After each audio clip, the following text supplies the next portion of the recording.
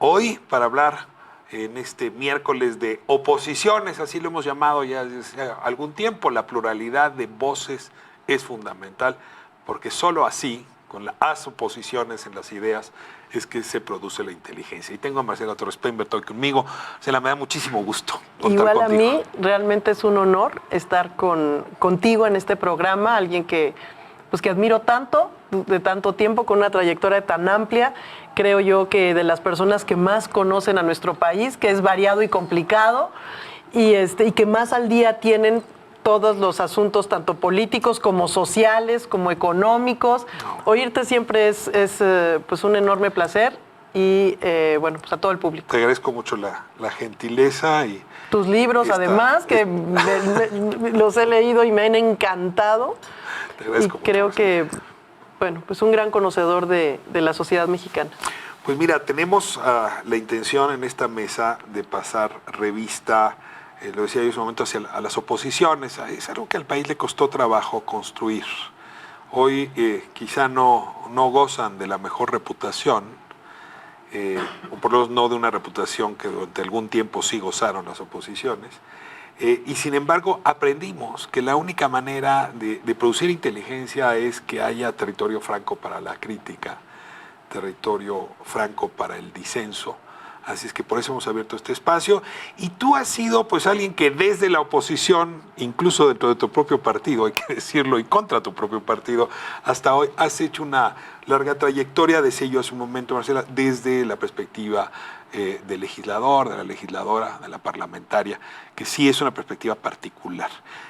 Yo celebro mucho lo que hiciste cuando estuviste en el Senado, celebro mucho lo que estás haciendo ahora como diputada, pero pues más allá de hablar de ti, te voy a pedir que hables tú de los otros y que me ayudes a hacer un poco un balance que hemos hecho con algunos de tus colegas sobre qué ha pasado con el PAN y con las oposiciones, digamos, desde el proceso electoral del 18 a la fecha. Y déjame comenzar ahí, te pido un poco con la distancia que permite el tiempo, que me digas cómo valoras tú la elección de julio del 2018, dónde crees que estuvo el error del PAN, de su candidato, de su partido, y a partir de eso vamos desarrollando el balance hasta la fecha. Pues sí, yo quisiera hablar de dos cuestiones. Primero, internas del PAN, qué cosas creo que tenemos como retos los panistas y las panistas, y después de cómo veo a la sociedad mexicana en este nuevo contexto. En el primer punto, creo que hay una frase de un gran panista, don Luis H. Álvarez, que creo que pinta en una sola qué pasa con un partido, vamos a hablar del PAN, pero en general, cuando tiene el poder. Es, si no nos ha derrotado la derrota, que no nos derrote el triunfo o la victoria, dijo él, ¿no? Don Luis, estoy hablando del PAN, sí, pero creo que aplica a cualquier partido. Es distinto cuando eres una oposición sin gobierno, en donde todo es lo ideal, en donde todo es lo que debe ser, y puedes dibujar en tu corazón y en tu mente principios tan nobles y tan claros como los que tiene el PAN, y realmente llevarlos en tu corazón como mujer panista, ¿no? O como hombre panista. Y eso cambia completamente cuando los partidos acceden efectivamente al poder. Ahí la realidad cambia completamente. Te das cuenta de que hay un factor humano, y hablo del PAN, pero también de lo que va a pasar o está pasando ya en cualquier partido político del mundo, y en este caso también en Morena en México. Tú dirías, los gobiernos de Vicente Fox y Felipe Calderón desgastaron al PAN. ¿Derrotaron al PAN también? No. Yo quisiera hablar de también los gobiernos que tenemos. No hay que olvidar que gobernamos una buena parte del país en gobiernos estatales. Entonces, una buena parte de la población en México, casi un tercio, un poquillo más, está gobernado por el PAN actualmente. Y hay que decir que son los estados que más crecen económicamente. Baja California Sur, Querétaro, mi estado,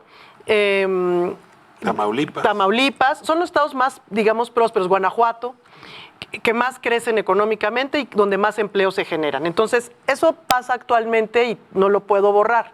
Pero sí creo que cuando uno llega al poder empiezan otros retos que debemos de saber contener y conducir institucionalmente. ¿Qué lecciones tendría que retirar el PAN de ese ejercicio de gobierno? O sea, de haber pasado de ser pues una oposición sin vocación real de poder, porque eso era el PAN, a ejercer hay que el poder, a convertirse en un partido con muchos hombres y algunas mujeres con una gran ambición de poder. A ejercer el poder, que básicamente un buen grupo de panistas crecimos queriendo mover al PRI de este gobierno de 80 años que tuvimos totalmente como una dictadura sexenal. O sea, el objetivo era sacar al PRI del Palacio. Sacar al PRI y luego, ¿qué haces con el Palacio? Muchos creímos que al cambiar, como cualquier competencia, al cambiar de marca, automáticamente iba a hacer que los gobiernos mejoraran. Desgraciadamente, habría que tomar dos cuestiones que no vimos hasta estar ahí. Uno tiene que ver con la conformación de la sociedad mexicana y otro tiene que ver con la debilidad de los controles internos del propio partido. En el primer caso, México es de los países que menos asociaciones civiles tienen, menos participación formal de los ciudadanos y ciudadanas. Y ahí va la cifra, 25,000 organizaciones de la sociedad civil. Esto es, para el público en general, grupos de mexicanas y mexicanos trabajando en bien de algún área social. Si quieres personas de tercera edad, si quieres personas con discapacidad, si quieres medio ambiente, si quieres combatir las adicciones. Un tejido de sociedad civil. 25,000 asociaciones para 130 millones que somos. Es poco. 25,000. Vamos a compararnos con Argentina, que son una cuarta parte de nuestra población, 100,000 organizaciones. Nosotros aquí 25. Uruguay, que son organizaciones. Yo ahí siempre he tenido la duda, por si no te desvío demasiado. Organizaciones que están registradas como AC o que tienen algún tipo de formalidad. Sí, pero que tienen formalidad. Yo creo que, por el tequio, ¿no? Para decirlo honestamente, pues ese no está registrado en ningún lado y no lo contamos. ¿Sí? Y quizá hay mucha organización informal, como todo, que siempre despreciamos y que sí está ahí. Y yo no tengo la sensación... Pero no es desprecio. Mira, 8 de cada 100 participamos en nuestra asociación de colonos. 8 de cada 100 mexicanos participamos en nuestra asociación de colonos, que es donde vives. ¿A qué voy, Ricardo? A que todos los países, en el mundo entero, es de abajo hacia arriba, como se va exigiendo al gobierno en turno para que vaya siendo más eficiente. ¿En qué fue? ¿Qué error cometió el PAN a la hora de leer esa sociedad civil tan frágil? No lo vimos. Caímos ¿Qué creyeron que había más sociedad civil de la que había? Caímos en el error de la omnipotencia, en el que van a seguir cayendo todos los gobiernos que llegan al poder. ¿Cuál? En el de la omnipotencia de que ahora sí llegamos los buenos, ahora sí llegamos los que somos honestos, ahora sí llegamos los que podemos y vamos a solucionar los problemas que la sociedad mexicana tiene. ¿Pero qué tiene que ver eso con sociedad civil? Porque no es así como se arreglan los países. Si tú ves los países donde hay calidad de vida, son los ciudadanos y ciudadanas en su pequeño ámbito, vamos a poner una universidad, es el consejo estudiantil quien a través del trabajo de los estudiantes hacen sus colectas, dejan de depender de su rector. Que falta organización social. ¿Qué más no leyeron? No leímos eso, que falta organización y que la sociedad mexicana necesitamos trabajarla de abajo arriba sin partido. ¿Qué más? Eso es importante porque creo que seguimos cayendo en ese error. Gobernados y gobernantes. Ahora pensamos que llegó Morena y que ahora sí nos va a solucionar los problemas a los mexicanos. Hay muchos millones de mexicanos que están esperanzados en que este va a ser el bueno, ¿no? Déjame ponerte un segundo. Igual nos pasó a nosotros. Déjame ponerte el segundo argumento. Aceptando que al país le falta organización. Nada más déjame terminar la idea. Además, la idea es, si no hay una sociedad que conduzca con rigor la gobernanza y que esté vigilante y que sepa, oye, lugar al que yo voy y les pregunto aquí a los amigos y amigas, ¿qué presupuesto tiene la delegación en la que tú vives?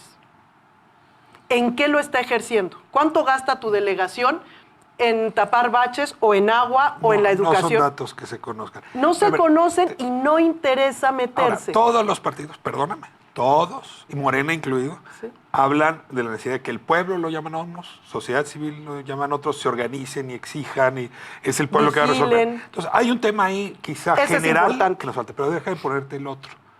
También se requiere liderazgo. Sí. Es decir, el liderazgo no se suple. Sí, sí. Y el PAN perdió la posibilidad, y eso me Entonces, tiene a mí muy impresionado. Porque, a ver, si me permite regresar a la campaña del 18, que era la pregunta que yo te Sí, hacía sí, hace un sí. momento. En la campaña del 18 arrancaron en enero con una aceptación, una posibilidad de voto amplia. Ricardo Anaya capitalizaba buena parte de esa aceptación. Y de golpe ese liderazgo no levantó. Pero no solamente no levantó, y yo no alcanzo a explicármelo, después de tantos años en el poder, hoy parecía que el PAN no trae líderes. Sí. Entonces necesitas dos, una Sí, buena sí. lectura de la sociedad Sí, sí, y un sí. buen liderazgo para esa Sí, sociedad. pues, Explícamelo, ahorita regresamos con Pasando sociedad a civil. este, Ok. no, pasando ya a este, que ya que creo que quedó claro, ahora vamos a qué problemas internos creo que tenemos en el PAN. El primero fue que perdimos nuestra vocación democrática interna. Al llegar al poder, empezó a pasarnos que la nómina manda y que entonces quien ejercía el poder, ya sea en los estados o en la presidencia, contrataba a panistas que se convirtieron de militantes a empleados. Y esos empleados obedecían al líder. Y el líder empezó a ver que era mucho más fácil controlar a través de la nómina que controlar a través del corazón y las ideas. Entonces, el consejo del PAN se empezó a convertir en un consejo al servicio de los liderazgos locales en los estados, y así es actualmente, y del liderazgo de los presidentes. Lo mismo pasó sobre todo en el sexenio de Felipe Calderón, porque Fox fue bastante respetuoso del partido. En el sexenio de Felipe Calderón no pudo contener la tentación que implica intervenir en la democracia interna del PAN. Poner a sus amigos Y de líderes de poner a partido. sus amigos y a sus empleados. Es más fácil lidiar con empleados que con militantes al parejo. Entonces, los órganos de control del partido, el Consejo, la Comisión Permanente, se convirtió en cuotas que iban tomando tanto el presidente de la República como los liderazgos en los estados. Entonces, al perder la democracia interna, dejas de tener la meritocracia que garantizaba al PAN, el que los líderes más articulados, los más honestos, los que tuvieran más condiciones de liderazgo, fueran llegando a los puestos de poder. Y en su lugar los sustituimos porque fueran los leales, los incondicionales, los empleados, la nómina la que mandara. Creo que eso es una cuestión que quedó clarísimamente y cada vez fue más sucediendo, porque fuimos ganando espacios de poder. Déjame preguntarte por un tercer elemento. Tú mencionas estos dos y hay un tercero que me gustaría obtener una reacción tuya. Dijiste hace un momento, los estados que más crecen son los que están gobernados por el PAN. Sí. Yo tengo una hipótesis contraria. Los estados más integrados a la globalidad son los primeros que votaron y los que siguen votando por el PAN. O sea, eran estados que ya estaban llamados al crecimiento y que encontraron en el PAN una opción más atractiva porque el PAN tenía una visión más globalizada. Esa es una virtud, porque con eso ganaron la presidencia en el 2000 y probablemente con eso mantuvieron por lo menos el poder localmente y luego federalmente en los siguientes años. Sin embargo, no lograron avanzar en el otro México. No lograron tener una presencia importante en esas regiones no globalizadas, incluso excluidas, afectadas por la globalización. ¿Por qué? ¿Por qué no crecieron en Chiapas? ¿Por qué no se desplegaron en Guerrero? ¿Por qué no lograron tener pues un gobierno exitoso en Morelos, ¿no? Es decir, ¿qué es lo que pasó?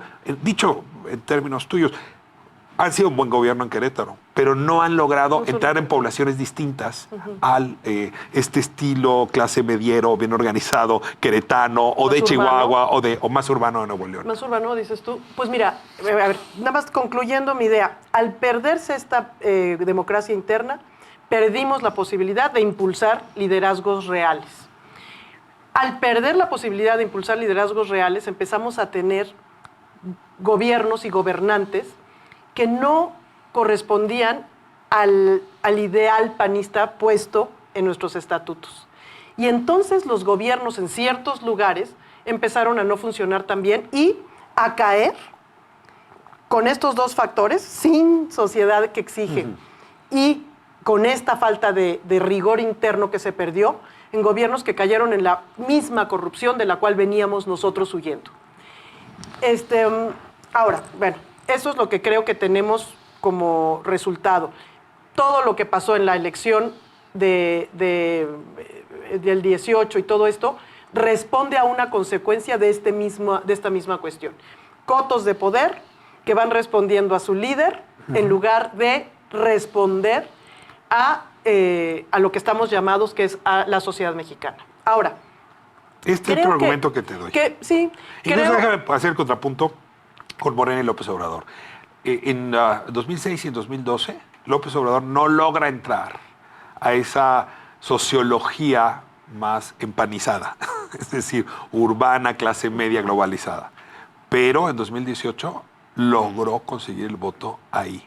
Sí. En cambio, el PAN no logró romper su techo. Sí. ¿Por qué? Por esto que te digo, empezamos a tener liderazgos en los estados y liderazgos en lo central. Pero en el México pobre, el México desigual, no lograron entrar. Que no respondían a esas necesidades. Mira, yo creo que no hay una receta secreta para que un país logre abatir sus desigualdades y mejorar sus condiciones de vida y ser más plenos y felices.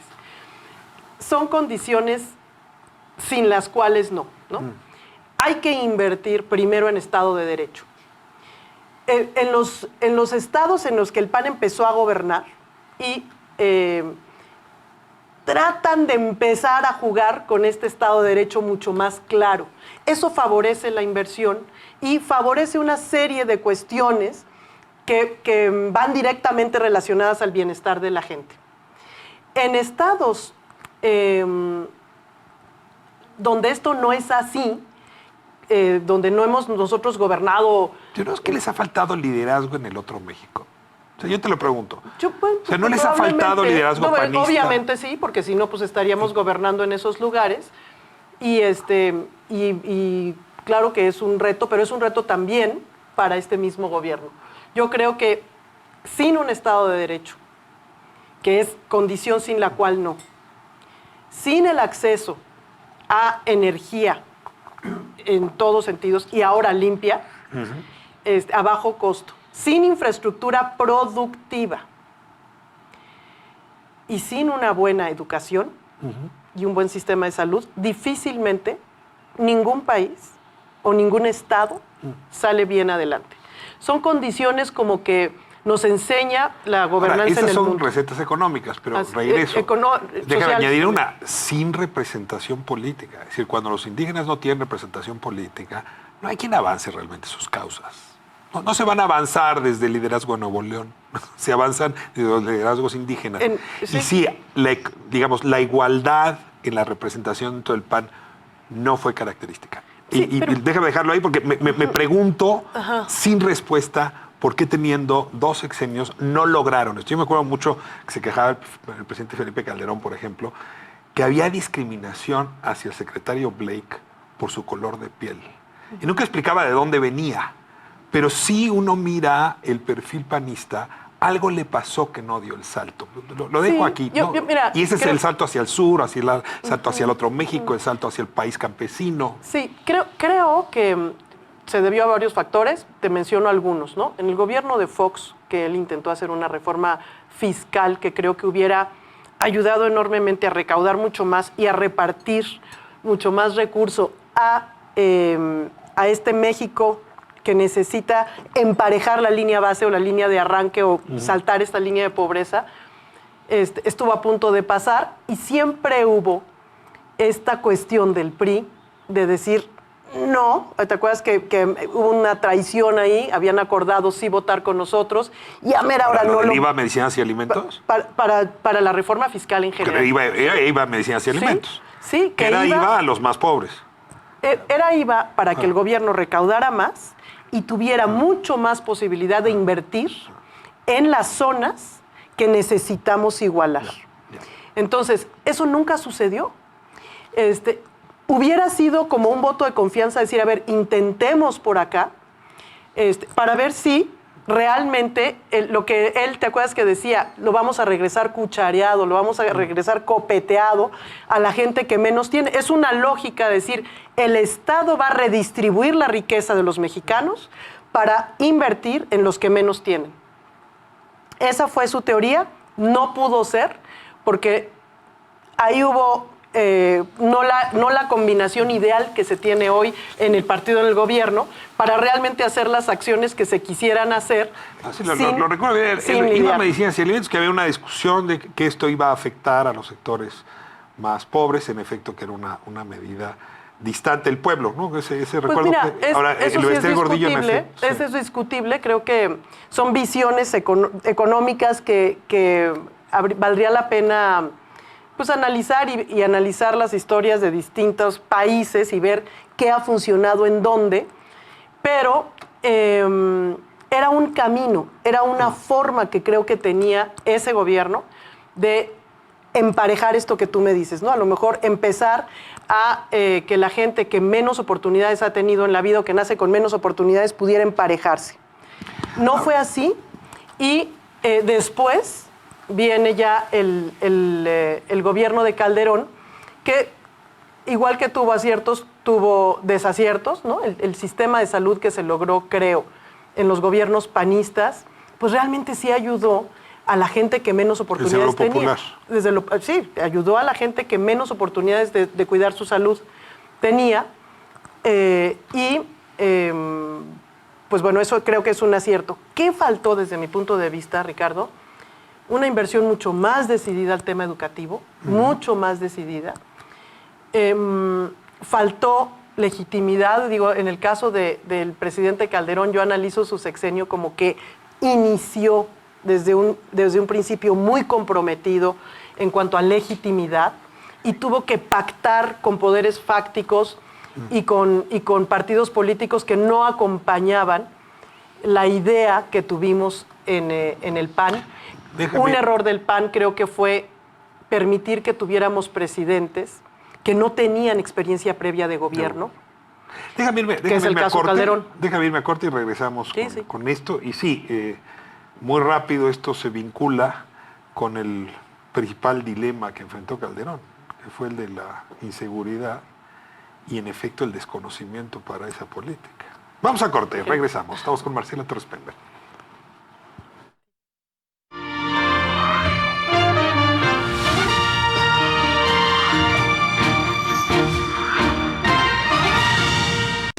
Damas y caballeros, yo soy Edgar Fernando Cruz de 88.1 Radio Centro y estás viendo La Octava.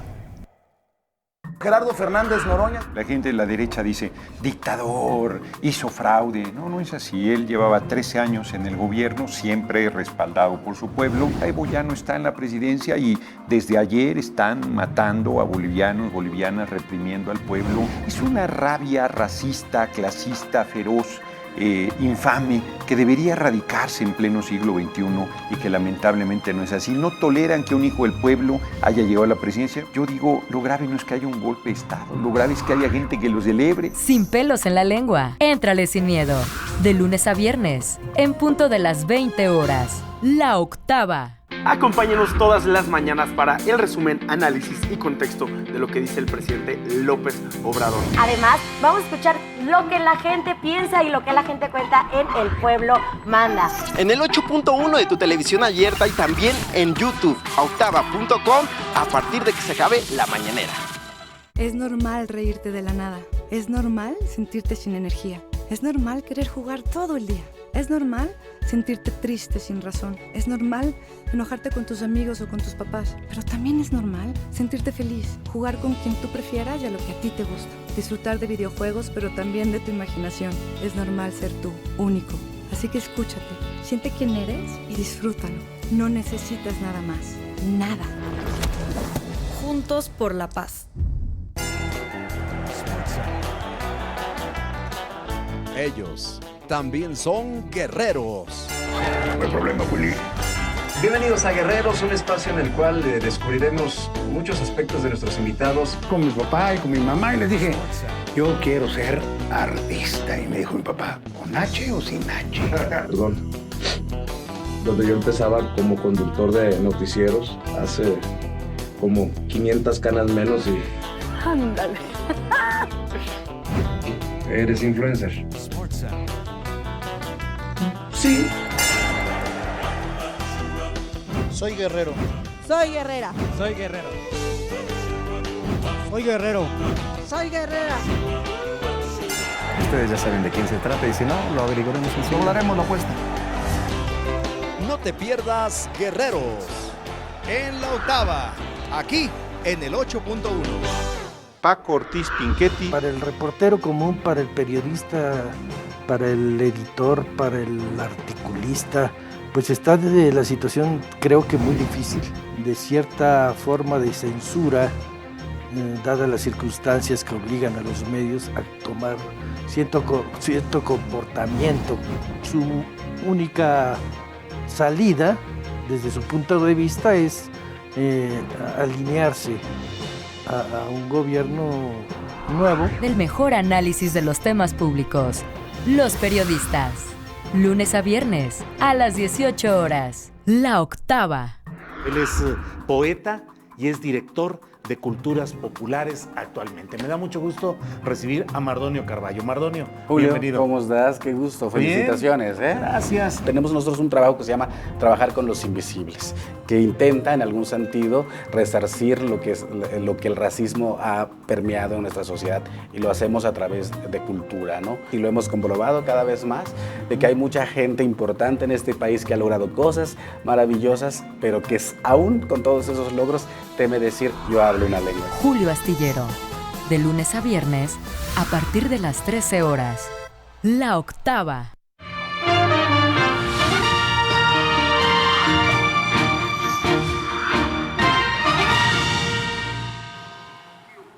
Bueno, esta es la octava, estamos con Marcela Torres Pembert en esta conversación sobre pues, cómo las oposiciones hoy están analizando, haciendo su balance y sobre todo proyectándose hacia adelante. Y bueno, este segundo segmento, Marcela, me gustaría dedicarlo a revisar una serie de argumentos que están pesando hoy en contra del Partido Acción Nacional. Es decir, si uno mira encuestas, pues traes preferencias hacia el PRI, que apenas rebasan el 7%, y en el PAN hacia el 12%. Es decir, hace mucho que no veíamos una cifra tan mala para Acción Nacional. Claro, tú puedes decirme es el segundo lugar, pues sí, pero el 12% es muy poco. Y probablemente hay reproches de esa gestión de gobierno que están flotando hoy, con las que va a ser muy difícil remontar. Y dejamos un momento la conversación justamente con el tema de la política criminal, o la política de seguridad, o la política de pacificación, tú bautízala como quieras.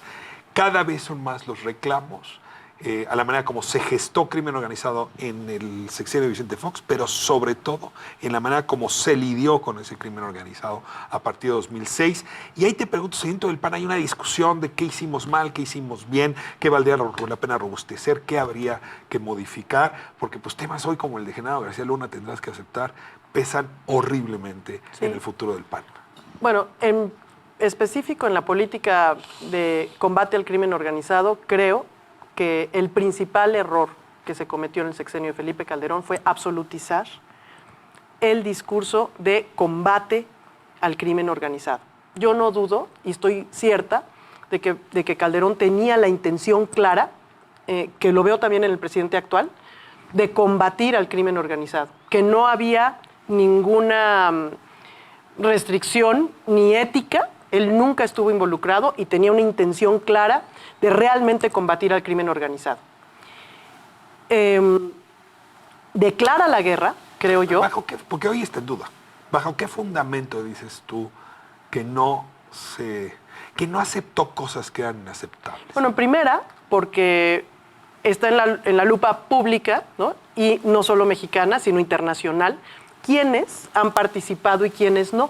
Estados Unidos podría claramente señalar a Felipe Calderón como que estuvo involucrado a favor de algunos cárteles. Pero hace 3 meses no teníamos a García Luna como argumento todavía. O sea, todavía dentro de 3 meses puede pasar. Yo no puedo hablar de que... Pero yo sí tengo la convicción clara de que Felipe Calderón tenía la intención clara de combatir al crimen, que él no tenía compromiso ni económico ni de ninguna índole con ningún cártel, que tuvo la intención realmente de combatirlo, y donde creo que estuvo el error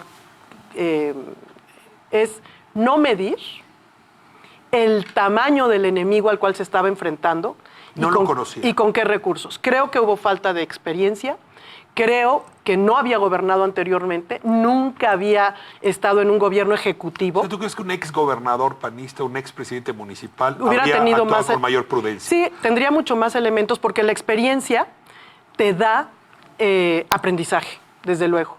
Entonces, creo que hubo falta de experiencia, creo que tuvo un error grave de comunicación y de prioridad en absolutizar el discurso, él en lo personal, y claro que al fracasar esa área que él puso como su prioridad, pues desde luego que fracasa la gestión completa, aunque tuvo muchos aciertos, que sí creo que los tuvo.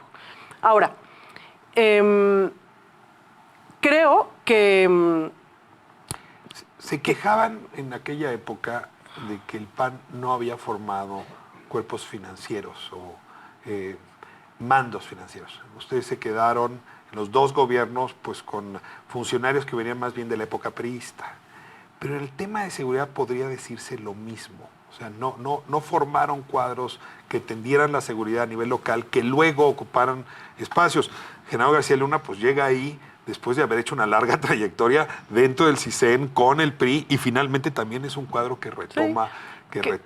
Sí. Creo que pasa en muchos gobiernos de partidos que no han estado en el gobierno y que llegan al gobierno, obviamente sin la experiencia de años que se necesita el ejercer un cargo público, ¿no? Creo que... ¿Cómo has encajado tú ahora esta crítica que se está haciendo a Genaro García Luna? Es decir, ¿cómo la digieren, cómo la conversan, cómo se discute políticamente al estilo panista, que había una gran discusión política sobre estos temas? Sí, mira, yo te puedo dar mi opinión personal. Yo no he tenido la oportunidad de discutir...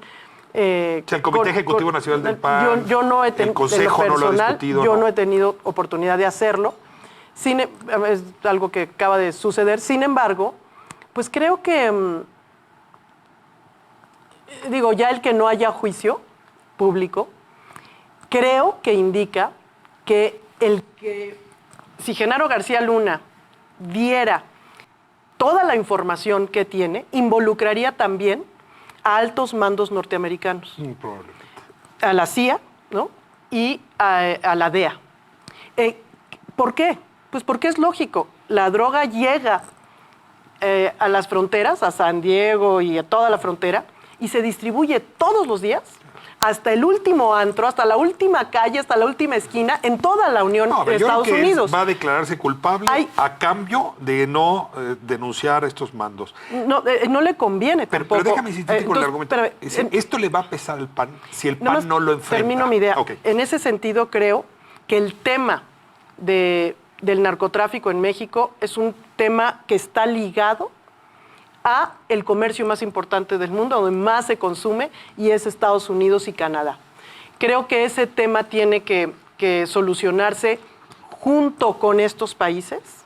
Si es que de verdad queremos solucionarlo, creo que necesariamente tendrá que pasar por la regulación del comercio entre México y estos países. Tendrá que pasar por eso, porque si seguimos manteniendo los 48 mil millones de dólares que te sirve circulan y me encantaría tener un coloquio sobre esto. Ajá. Pero hay un tema real.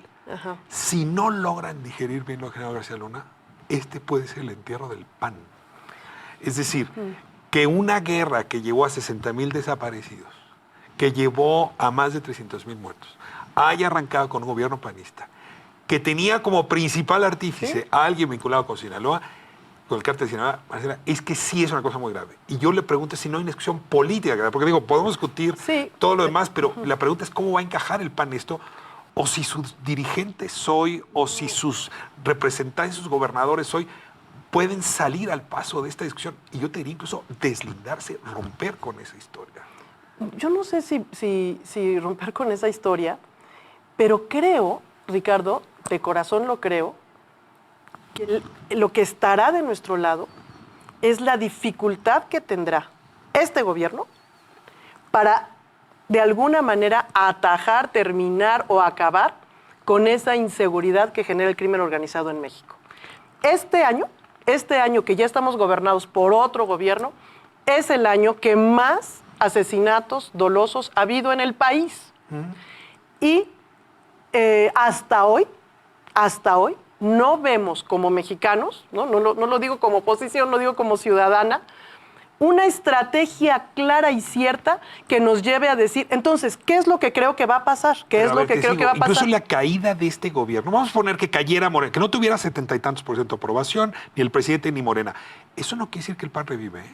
O sea, no es un vaso comunicante. Si el PAN no da una respuesta a eso, pues esperar que se caiga el vecino no es una buena solución para salir tú adelante, digamos. No es que se caiga el vecino, es que la gente también va a decir, bueno, no depende, y regreso a mi premisa de la participación ciudadana, no depende del superhéroe que nos gobierne, no depende de que llegue el superhéroe del PRI, del PAN, de Morena, de MC, y podremos seguir buscando superhéroes en México. No depende de eso.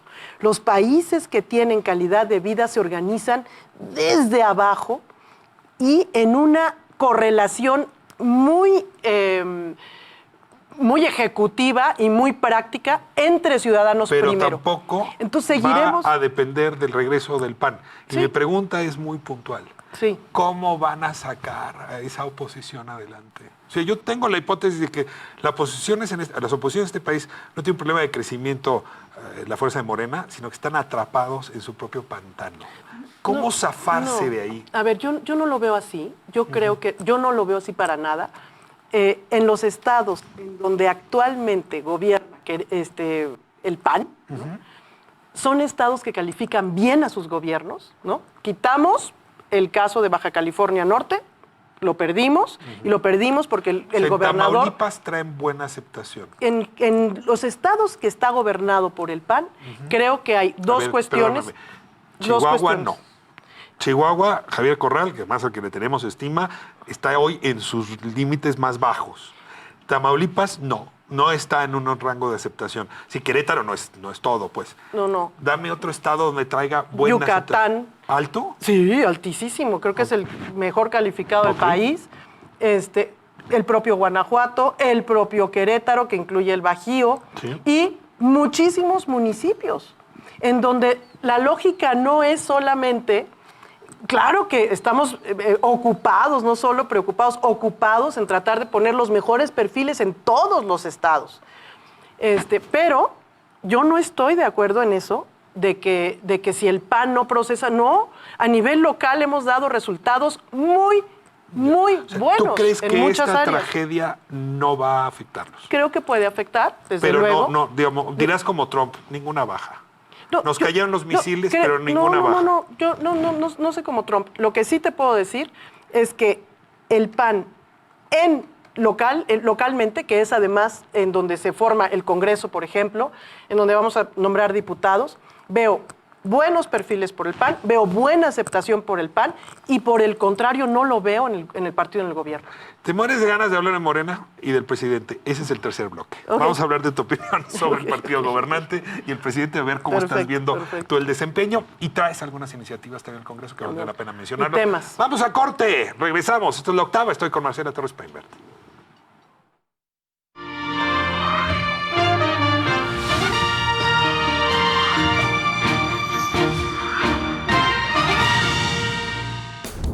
Soy el doctor Eric Mendoza Carrillo de Centro Médico por Su Salud y estás viendo La Octava. los periodistas. No podía apropiarse de 3 años. Es peligrosísimo para una democracia lo que el señor Bonilla hizo. Claramente se trata de una reforma inconstitucional. Hay que recordar que Bonilla se presentó a las elecciones del 2 de junio para un mandato de 2 años, en lugar de los 6 habituales, debido a una reforma electoral que pretende homogeneizar todos los procesos electorales del país. La última palabra la tiene la Suprema Corte de Justicia de la Nación. Del mejor análisis de los temas públicos, los periodistas. Lunes a viernes, a las 18 horas. La Octava. Ya, llegamos, por favor. Los cité aquí. No se desesperen, por favor. ¿Pero dónde está, gatito? Ya es bien tarde. El lugar es el indicado. Bueno, esta pirotecnia mandé echar justamente para este gran lanzamiento. ¿Pero a qué hora lo citaste? Ya queremos ir rápidamente. No sean desesperados. Valdrá la pena la espera, Alex, te lo prometo. Sí, pero... Nos la vamos a pasar muy bien arriba del antrobús.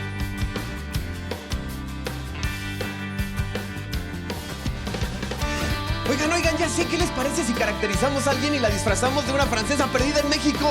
Oye, ¿y si mejor nos ponemos a vender chicharrones? No, a mí se me antoja mejor una malteada. No, gato, deja de pensar en comida, siempre es comida. Mejor vamos a bailar el vals con una quinceañera. No, mejor vamos a tomar un café con mi amigo el luchador, ¿no? No, yo insisto mejor en la comida y nos lo llevamos a comer algo bien rico. Vamos a traer cantantes, grupos, músicos, actores, actrices, luchadores, deportistas, hasta locutores y cineastas. Vamos a traer todo por el 8.1 en la octava. Todas las mañanas acompaña a Maite, Pancho y Alexis con el resumen y análisis de la conferencia de prensa del presidente Andrés Manuel López Obrador. Entrevista, la opinión de la gente porque el pueblo manda. De lunes a viernes después de la mañanera a través de la octava 8.1 de televisión abierta y en YouTube, la octava TV.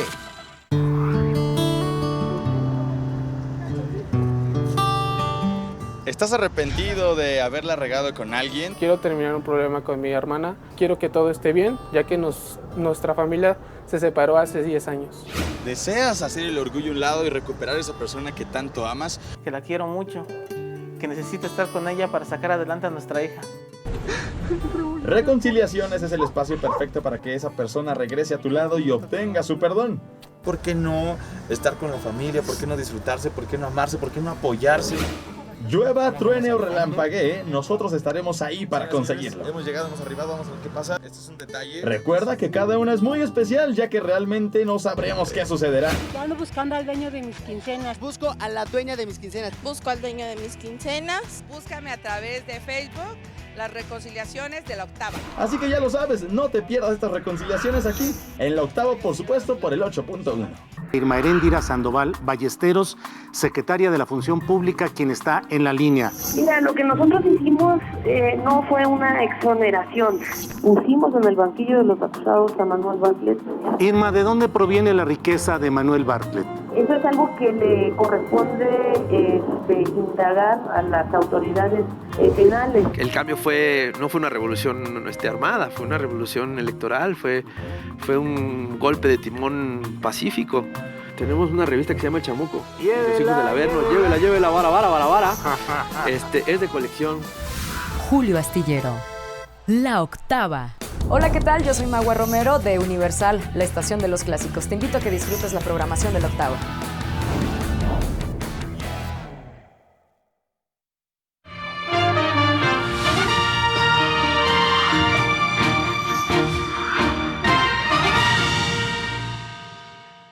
Estamos de vuelta, esta es la octava. Marcela, muchísimas gracias por esta conversación. Yo sé que no es difícil, no es fácil ahora tener estas conversaciones.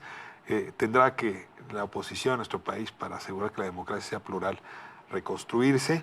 Y ahora sí, ya lo has sembrado tú varias veces el argumento, me gustaría oír una evaluación tuya sobre el partido gobernante, sobre el gobierno federal, sobre cómo se está llevando con los gobiernos locales, cómo se está llevando con las oposiciones, en fin, un balance a propósito de Andrés Manuel López Obrador y Morena. Pues mira, empecemos por lo bueno. Creo que, dado todo lo que hemos platicado en mi propio partido de cómo la democracia interna se fue perdiendo, dado la enorme corrupción que hubo en el sexenio anterior y en el PRI en general, que era ya, bueno, pues del presidente diciendo que era parte de nuestra cultura, ¿no? Creo que era necesario una sacudida de tablero para que las fichas cayeran y buscar un reacomodo, airear la cultura política mexicana. En ese sentido, creo que es bueno que hayamos tenido un cambio tan fuerte, ¿no? Porque no habíamos tenido la Cámara tan canteada hacia el partido en el gobierno hace muchos, muchos años, y tan distinto a lo que habíamos venido viendo. ¿Distinto en qué? ¿Dónde colocas distinto tú la distinción? En todo, distinto en personajes, distinto en filosofía, distinto en ideología, distinto en formas, distinto en todo en general, ¿no? Todo el estilo del nuevo gobierno, del presidente mismo, es totalmente distinto al presidente anterior y a lo que habíamos conocido hasta ahora, ¿no? Desde su formación profesional, desde su forma de llegar al poder, desde su forma de dirigirse y de platicar. ¿Aceptas el argumento que se define como antineoliberal? Es decir, que es una corriente esencialmente antineoliberal y que eso es la 4T, no. ¿O no te sientes cómoda con esa distinción? No, yo haría una distinción. Entonces, creo que el aireamiento fue bueno. Creo que el fenómeno lo dividiría en dos. Uno, el cansancio, el hartazgo, la falta de resultados de la democracia, que el Latinobarómetro lo venía marcando y marcando claramente, la falta de resultados de los gobiernos anteriores y el pico enorme de corrupción que tuvimos en el gobierno anterior. Eso provocó un gran enojo con lo establecido y la gente dijo lo que sea, que no sea lo que conocemos, ¿no? Ahora ya tenemos lo que sea. Que no es lo conocido y sí es muy distinto a como estaba. Sin embargo, distinguiría varias cosas. Del grupo parlamentario de Morena, veo en la Cámara, que la conozco bien, ¿no? y podríamos extrapolarlo al Senado, veo como tres perfiles muy claros. Tres morenas. Tres perfiles muy claros. Un perfil radical de izquierda, muy radical, que llega al poder diciendo, ahora sí esta es la nuestra, vamos a voltear a ver gobiernos tipo completamente socialistas, ¿no? Y el ejemplo de Cuba y el ejemplo de este tipo de gobiernos, el de China y estos otros.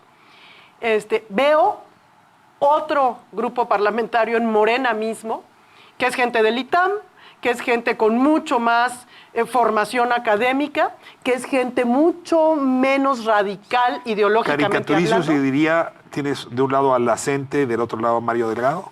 ¿Son los emblemas? Mira, sin ponerles nombre. Pero para que nos entendamos, sí, más o menos de eso estás hablando. Y otra gran parte, digamos, de la bancada, que llegaron por tómbola, que no estaban en política, que es la primera vez que tienen un cargo público y son diputados federales, sin ninguna formación ni ideológica, ni partidista, ni económica, de ninguna índole, que llegan como a aprender. Esos tres grupos parlamentarios lo tenemos dentro de Morena y creo que también dentro del gabinete mismo. El presidente tiene que cumplir con los radicalismos de izquierda que lo acompañaron en su lucha, pero que no necesariamente encajan ni en nuestra realidad geopolítica, ni en nuestra realidad económica como dependientes económicos de Estados Unidos, y tiene que cazar esos dos extremos que están dentro de sus retos. Y después, una serie de funcionarios públicos nuevos y nuevas que no tienen las capacidades ni la experiencia, que yo ya mencioné que en mi partido fue un problema, pero que en este también va a serlo, y sus propias convicciones personales. Andrés Manuel ganó y él se lo ha dicho a Morena, si ustedes se pelean, yo me les voy. Él sabe que los votos fueron para él y que él jaló los votos en muchísimos personas que se inscribieron a Morena y que ganaron un poco como el burro que tocó la flauta. Entonces, tenemos a un presidente muy consciente de su poder no muy preparado, ya gobernó aquí en la Ciudad de México, eso le da experiencia, pero no muy, en general, a gobiernos anteriores, ¿no? Y a gobiernos en otros países. Pero yo creo que con una limpia intención de querer el bien para México. Eso para mí, yo sí le creo eso. Eso sí se lo creo. O sea, en comparación, digamos... Quito la ideología y quito los partidos. Poniéndolo humano, lo que le creo. yo sí le creo que él quiera hacer de México un mejor espacio para que todos vivamos mejor. Eso sí lo creo de corazón. ¿Es una buena noticia eso? Sí, claro, porque en el sexenio anterior no lo tuvimos. En el sexenio anterior yo pienso que anteponía sus intereses personales sobre cualquier cosa de bien común. En yo sí creo que haya una intención clara de queremos estar mejor. No sé, y dudo mucho, de si los métodos y las formas nos llevarán a lograrlo. Tengo una pregunta que le he hecho a algunos colegas tuyos. Y de eso, ahí es donde creo que vamos a tener problemas para lograrlo. Tengo una pregunta que le he hecho a algunos colegas tuyos. Hay quienes dicen... Nada más déjame una cosa, perdón que te interrumpe. Nada más hay una cosa en la que también veo claramente del presidente en sí. Sus filias y fobias personales no ayudan a que esta visión de realmente quiero mejorar a México se conduzca con más facilidad. Te decía, a ver, es que en realidad te adelantaste la respuesta, nada más que la pusiste del otro lado. Algunos colegas tuyos me dicen, hay que ser oposición. Es decir, literalmente, no a todo. Otros que me dicen, no. Algunas cosas sí, otras no, dependiendo qué convenga al país y qué no convenga. Pues yo ahí te platico. A ver, ¿dónde estás tú? Porque pues es una decisión que hoy tienen en el PAN, ¿no? Sí. Es decir, ¿quieren distinguirse realmente? Hay que decir que no, como por cierto el PRI les hizo a ustedes y Morena les hizo al PRI. Sí. Ahora, la otra es, no, algunas sí, otras no, pero entonces no te distingues claramente. ¿Dónde estás tú? Creo que es un reto para cualquier partido de oposición, hasta dónde te dibujas y hasta dónde realmente piensas en el ideal. Mi forma personal, y eso sí lo voy a referir a mí, porque como grupo parlamentario discutimos al interior, eso sí mucho, cuál de los dos caminos debe de ser el correcto. Mi forma personal es pensar que si una persona que es servidor público o servidora pública no tiene tatuado en el corazón que primero va su gente, a quien se debe, y el bien de esa gente, creo que no sirve ni para el partido, ¿tú ni estás para dispuesta a respaldar al observador en aquello en que creas? Y así lo hemos hecho. Aunque así lo he hecho. eso también sacrifique al PAN. No creo que sacrifique al PAN. Yo no creo que el actuar correctamente sacrifique a ningún partido. Creo que esa es la obligación de todos los partidos. Creo que hay posiciones que debemos de tomar muy claras, ¿no? Por ejemplo, en el tema del presupuesto, estuve absolutamente de acuerdo en votarlo en contra, igual que lo voté en contra cuando estaba el PRI, igual que lo voté también en contra cuando estuvo el PAN. ¿Por qué? Porque creo que hay cuestiones fundamentales que no se están atendiendo actualmente en los presupuestos, en el concreto de Morena, y que seríamos irresponsables el ceder, como se nos... Guardia Nacional, ¿votaste a favor o en contra? De la Guardia Nacional, a favor. Reforma educativa. En contra, absolutamente. ¿En qué más has votado a favor? Bueno, estoy trabajando junto con la Semarnat, por ejemplo, en una ley de agroecología, que creo que era algo muy olvidado en México. Y te han abierto la puerta en la Secretaría. Absolutamente, estoy trabajando todo mi equipo con el equipo de Semarnat y creo que vamos a lograr una muy buena ley. No me importa que sea una ley en donde brille el PAN o Morena, creo que la gente la necesita y que tenemos que pensar en el medio ambiente. Pero ¿en qué has votado en contra? Hablando del medio ambiente, totalmente en contra del recorte brutal que se le hizo a Semarnat, porque solo tenemos un planeta. Estamos acabando con él y en México no lo estamos cuidando.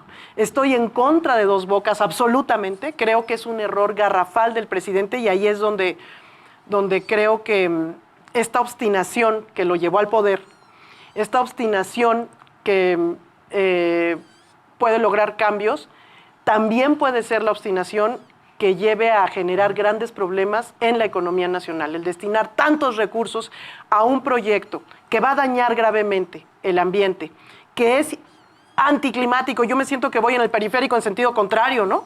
Vas a todos los foros del mundo, te dicen, no hay que invertir ya en refinación y en ese tipo de energías. México debería de estar invirtiendo en energía solar, en energía eólica y en todo lo que se refiere a aprender a la energía eléctrica en los vehículos. Cierro con esto. Las 100 universidades creo que es otro grave error. Tú te estás renovando políticamente.